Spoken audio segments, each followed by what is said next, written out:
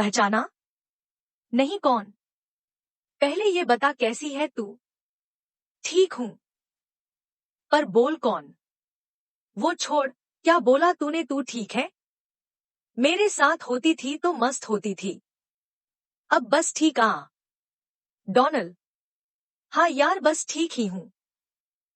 2 घंटे से मेहंदी लग रही थी, अब 1 घंटे से सुखा रहे हैं हम। एक आंसी हम भी भर के रह गए। आवाज भारी करके अपने नए नंबर से फोन किया था हमने। उसको बातों ही बातों में याद दिलाया कि हमारे साथ थी, तो वो मामूली सा ठीक न होकर असाधारण तरीके की मस्त हुआ करती थी। शायद इसी बात से पहचान लिया था उसने हमको। पिछले 4 सालों से साथ थे हम। मगर आज आज उसकी शादी है। कहाँ खो गया? नहीं कुछ नहीं, तू बता।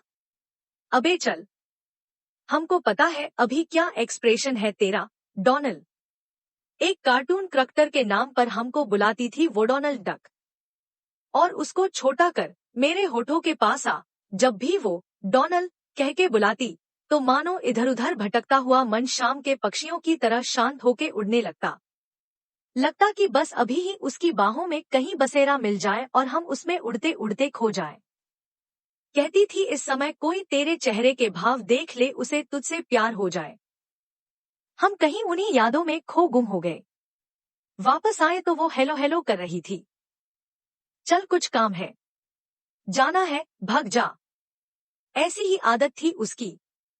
अक्सर रातों में लंबी बातों के दौर चला करते थे और आदतन हम बीच ही में सो जाया करते। पर तब भी वो कॉल बंद नहीं करती थी और फोन कहीं रख के अपना काम करने लगती। टीवी देखती, गाने गाती, नाचती और न जाने क्या क्या करती।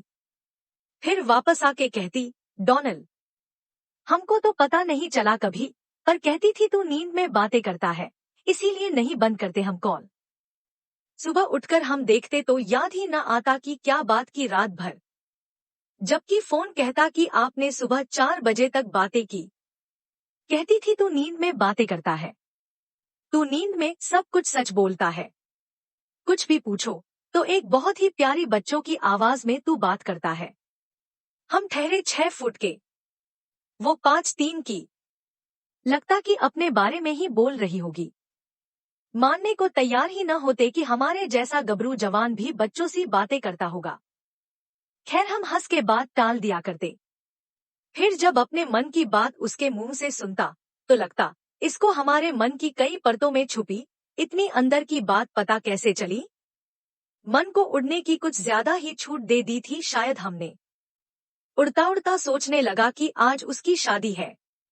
क्या क्या हो रहा होगा वहाँ। एक बाप होगा कहीं जो हर संभव कोशिश कर रहा होगा कि कोई कमी न रह जाए।